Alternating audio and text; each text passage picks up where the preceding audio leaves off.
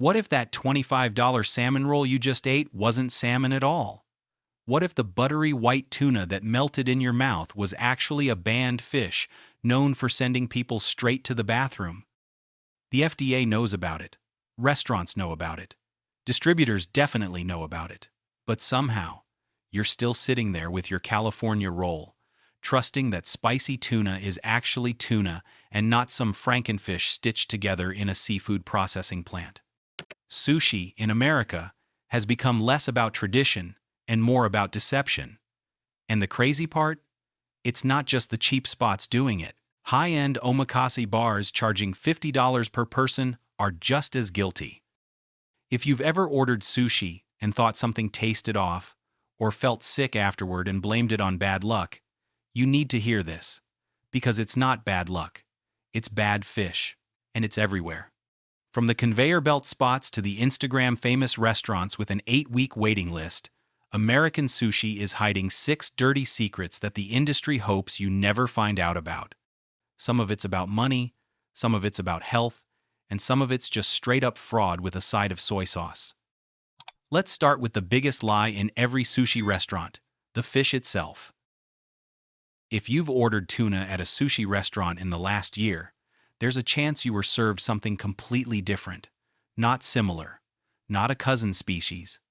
A totally different fish that costs a fraction of the price and gets passed off as premium because most people can't tell the difference once it's sliced thin and dipped in soy sauce. The Oceana study didn't just test a few suspect locations.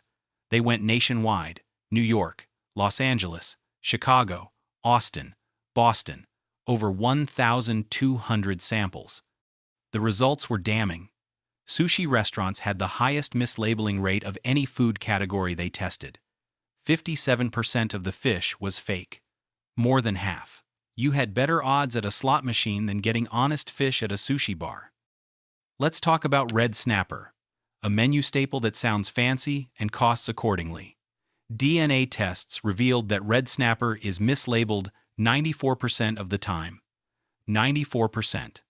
That means if you've ordered it 10 times in your life, you probably got the real thing once. Maybe. The rest?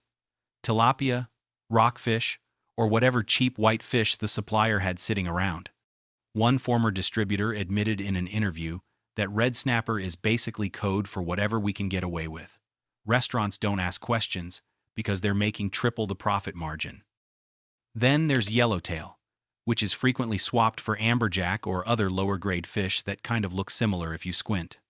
White tuna, which we'll get to in detail soon, is almost never actual albacore.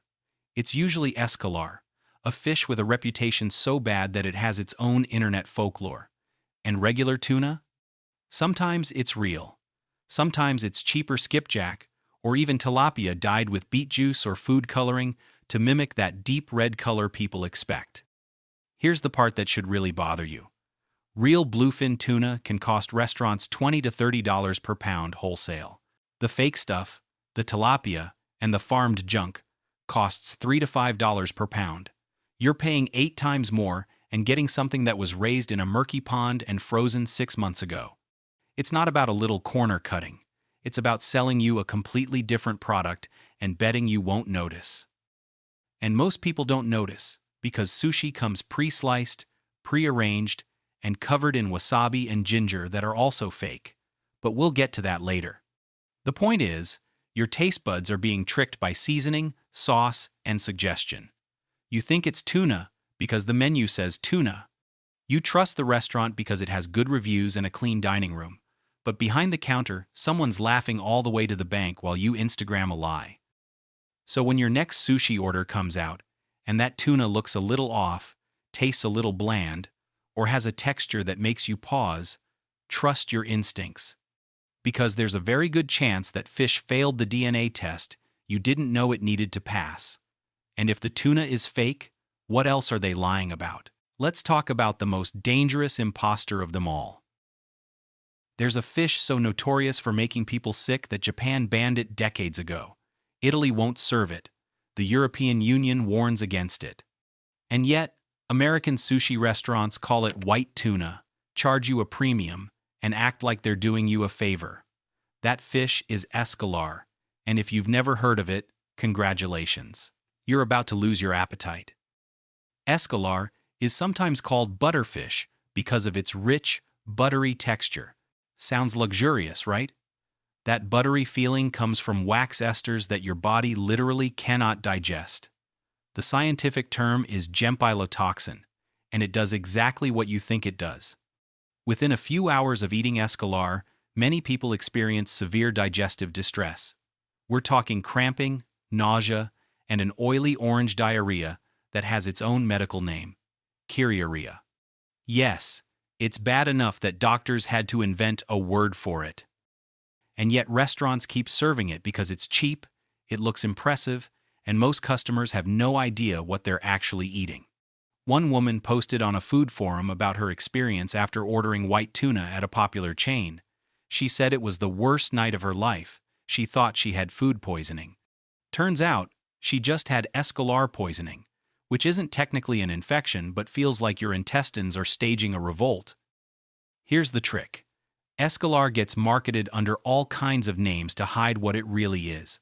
White tuna, super white tuna, king tuna, butterfish, walu.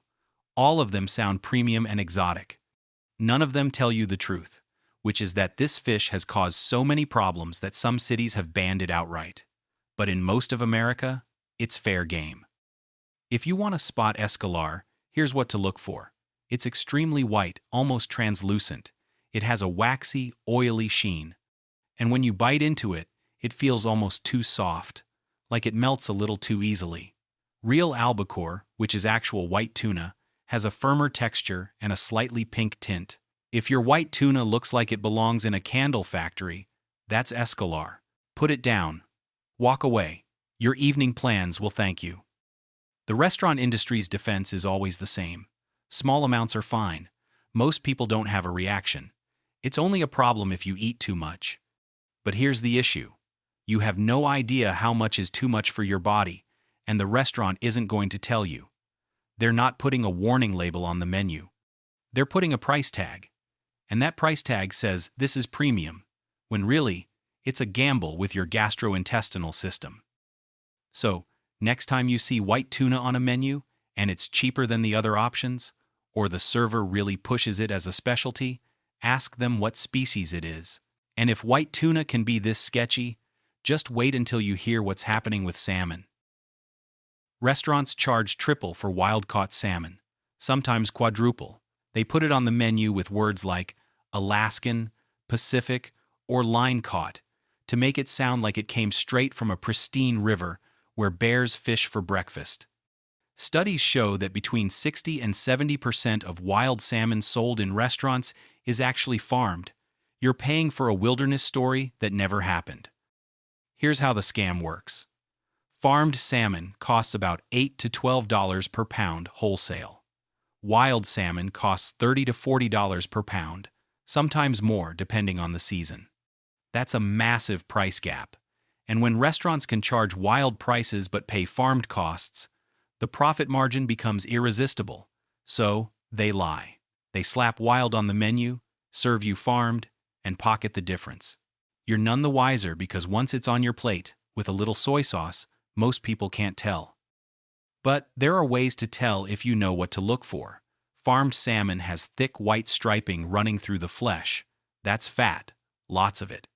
Wild salmon is leaner, with thinner, more delicate lines. Farmed salmon is also softer, almost mushy when you press it. Wild salmon has a firmer texture because those fish actually swam upstream against currents instead of floating in a pen eating pellets. Even the language on menus is designed to trick you. Atlantic salmon almost always means farmed. Real wild Atlantic salmon is critically endangered and nearly impossible to get. If you see Atlantic on a menu, it's farmed. Period. Pacific salmon, Alaskan salmon, sockeye, coho, those are more likely to be wild, but only if the restaurant is honest. And as we've established, honesty is not exactly the industry standard. There's also a health angle here. Farmed salmon has higher levels of PCBs, polychlorinated biphenyls, which are industrial pollutants linked to various health issues. It's not dangerous in small amounts, but if you're eating it twice a week thinking it's clean wild fish, you're getting a different exposure than you bargained for. The omega-3 ratio is different too. Wild salmon has more of the good stuff.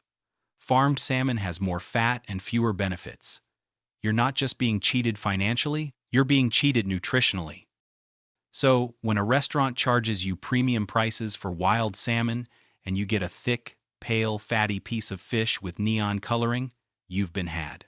That salmon didn't swim upstream to spawn. It swam in circles in a cage until someone scooped it out with a net. And speaking of convenient lies, let's talk about the sushi you grab on your lunch break without a second thought. That convenient sushi display at your local grocery store? The one tucked between the deli counter and the rotisserie chickens? It's often made off-site by minimum wage workers in warehouses who've never been trained in Japanese cuisine, food safety, or honestly, anything beyond how to wrap rice in seaweed without it falling apart. And then it sits, and sits, and sits some more.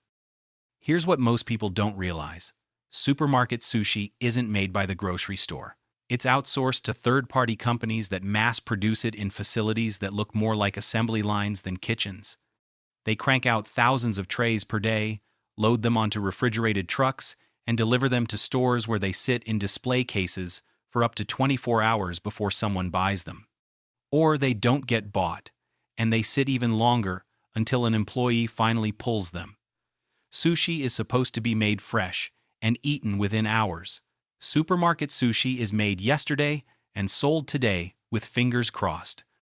Temperature control is one of the biggest issues. Sushi-grade fish needs to be kept below 41 degrees Fahrenheit to stay safe. But those grocery store display cases? They're often closer to 45 or 50 degrees because they're opened constantly, and the cooling systems aren't designed for raw fish. That's the danger zone where bacteria throw a party. One health inspector in Ohio noted in a report that a major grocery chain's sushi case was holding at 48 degrees during peak hours. The store got a violation, but kept selling sushi the next day. Then there's the rice, which is somehow both too dry and too wet, depending on which piece you bite into. It's made in massive industrial batches, sometimes a full day before it gets used. It sits in warmers or gets refrigerated and reheated, which destroys the texture. Real sushi rice should be slightly warm, sticky but not mushy, and seasoned with rice vinegar. Supermarket sushi rice tastes like it was made by someone who Googled how to cook rice and stopped reading halfway through. A nutritionist once joked that supermarket sushi is just expensive carbs with a side of regret, and she's not wrong. You're paying $8 to $12 for a tray of mostly rice, imitation crab, and cucumber, with a tiny sliver of something that might have been fish in a past life. For that price, you could go to an actual sushi restaurant and get something made to order, but people grab it because it's there, it looks healthy, and they're in a hurry. Convenience is the trap. The worst part? People think they're making a healthy choice. Sushi sounds clean, light, and nutritious. But when it's made in a factory, transported in a truck, and displayed under fluorescent lights for a day, it's about as fresh as a gas station sandwich. Actually, that's unfair to gas station sandwiches. At least those are honest about what they are. Supermarket sushi is pretending to be something it's not, and charging you restaurant prices for cafeteria quality. If convenience is costing you your standards, maybe it's time to be a little less convenient. And if you think supermarket sushi is sketchy, wait until you hear about the all-you-can-eat joints. $25, all-you-can-eat, unlimited rolls. Sounds like a dream until you realize what they're actually feeding you. The business model of all-you-can-eat sushi is built on one simple fact. You cannot possibly eat enough quality fish to make them lose money. So, they make sure the fish isn't quality. Problem solved. Profit secured. Your intestines, on the other hand, are on their own. Here's what most people don't know. The math behind unlimited sushi doesn't work unless corners are being cut everywhere. Real sushi-grade tuna costs $15 to $30 per pound. Salmon costs $12 to $20. Yellowtail even more. If a restaurant is charging $25 for unlimited sushi and you eat even 3 or 4 rolls, they'd be losing money. unless the fish isn't real. The real strategy is filling you up with rice. Lots and lots of rice. The fish-to-rice ratio at these places is embarrassing. You get a paper-thin slice of maybe fish on top of a baseball-sized mound of rice. Add some cucumber, avocado, and cream cheese to bulk it out even more, then drown the whole thing in spicy mayo so you can't taste what you're actually eating. One former chef at an all-you-can-eat chain admitted online that their rolls were designed to be 90% filler. He said, "We weren't making sushi. We were making rice balls with a fish sticker." There's also the time trap. Fish from the lunch rush doesn't get thrown out. It gets reused at dinner. A health code violation? Technically, yes. Does it happen constantly? Absolutely.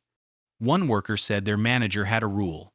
If it doesn't smell bad, it's still good. That's not food safety. That's a gamble disguised as a policy. And when you're eating unlimited sushi, you're playing that gamble on every single plate. Food poisoning outbreaks linked to all-you-can-eat sushi restaurants happen more often than people realize. They just don't always make headlines because it's hard to prove where you got sick unless dozens of people report it. But online reviews tell the story. Scroll through any all-you-can-eat sushi spot, and you'll find comments like, "Great deal until I spent the next day in the bathroom," or "Delicious while I was eating it. Regretted it 12 hours later." One person wrote, "I got exactly what I paid for. Cheap sushi and expensive consequences." The appeal is obvious.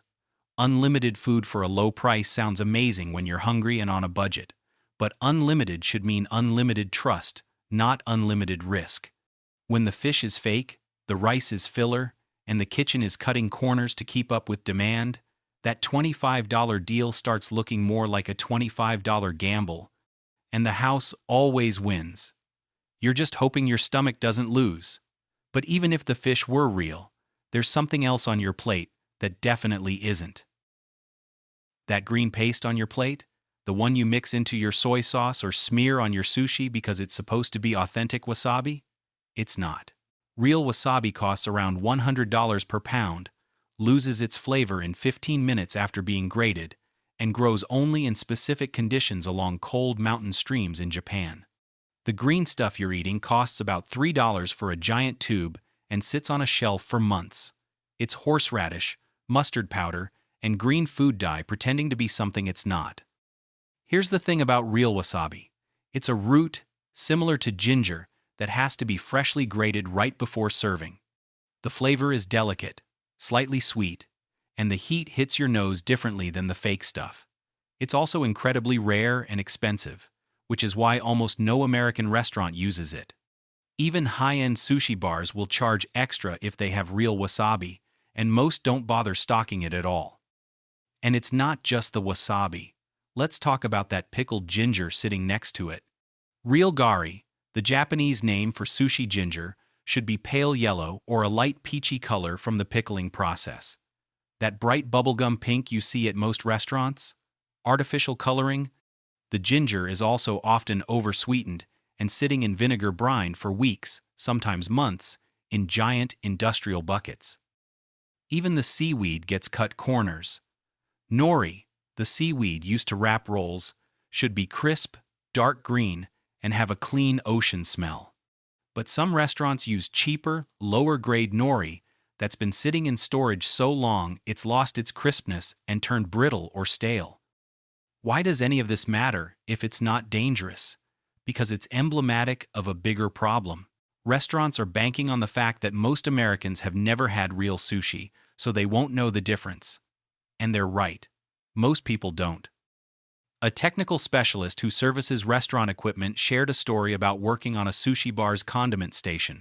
He said the wasabi dispenser hadn't been cleaned in so long that there was dried paste caked inside the nozzle. The ginger container had a layer of film on top, and the soy sauce dispenser had mold growing in the tubing. He told the manager, who shrugged and said customers never complained. That's the attitude. As long as no one's getting visibly sick and no one's asking questions, why bother fixing it? So next time you grab that little pile of green paste and assume it's wasabi, remember it's just another lie on a plate full of them. When even the garnish is fake, What does that say about the main course? And if you think cutting corners is limited to cheap spots, you're about to find out that price tags don't prevent fraud. Sometimes, they just make it more profitable. Remember that $25 salmon roll from the beginning? The one that might not be salmon at all? Now you know it's not just possible. It's probable. 1 in 3 pieces of fish sold at American sushi restaurants fails a DNA test. That's not a quality issue. That's systematic fraud with a side of soy sauce. This isn't about a few bad actors. It's a system built on deception. The suppliers lie, the restaurants lie, the menus lie, and you pay for it, literally and sometimes physically. Sushi in America has become less about tradition and more about profit margins.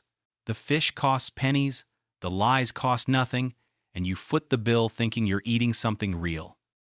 So what can you do? Ask questions. When you order tuna, ask what species. If they can't tell you or they hesitate, that's your answer. Look at the fish. If the color seems off, the texture feels wrong, or it just doesn't look right, trust your gut. Literally.